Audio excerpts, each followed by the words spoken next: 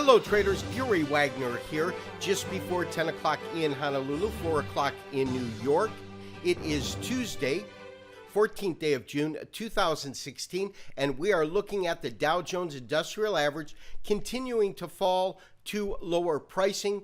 Today, although well off the lows, is still off about 75 points on the day, 17,658, about a half a point decline. Nothing compared to what we saw overseas, where we had 2% plus declines in some of the European markets. S&P's also lower on the day. Let's go ahead and pull that up. 2064.75, putting it off 0.25% or 5 ticks lower on the day. The low is going to be 54 and change, and the high 2072.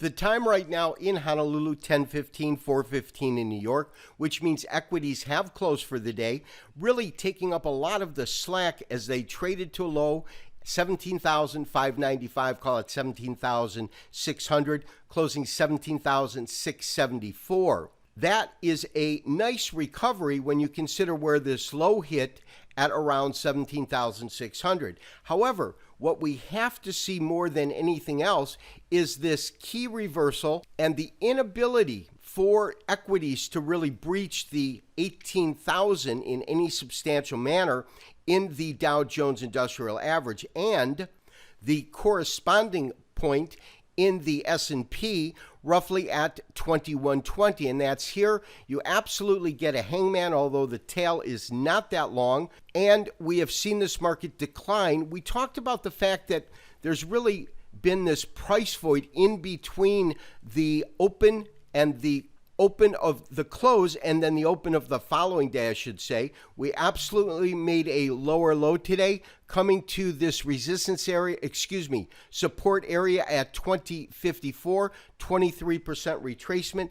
And then also very, very important, and we made note of this over the last couple of days, and that is a clear and defined market close below its 50-day moving average. So we've made a lower low, we've made a lower high, and we have had this market close substantially under the 50-day moving average. If we continue under pressure, the key is going to be how the market reacts if, in fact, it continues to decline as it approaches the 200-day moving average. Now, although a doji can indicate a pivotal point, a consolidating candle before you get that key reversal, it is also a consolidating candle before returning to the primary direction. In other words, a rest stop, so to speak. We'll have to see how this pans out. The U.S. equities markets fared much better than the European markets fared.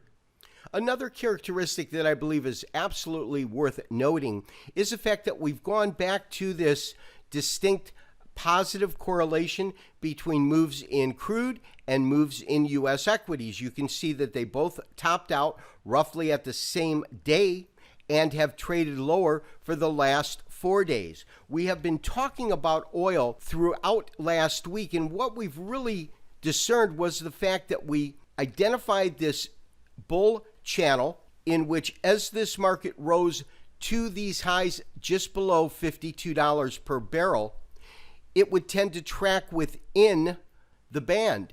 As it came down, we also wanted to note if it actually would break through on this occasion. And we noted that yesterday it in fact had, and now we have seen this market trade down 42 cents, almost a full percentage drop, 48.46. I believe that we are at the beginning of a possible correction or retracement in the market that could culminate as high as 46 and as low as 44.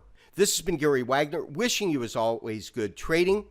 We'll talk to you tomorrow following the FOMC meeting conclusion and comments that are made. Bye-bye.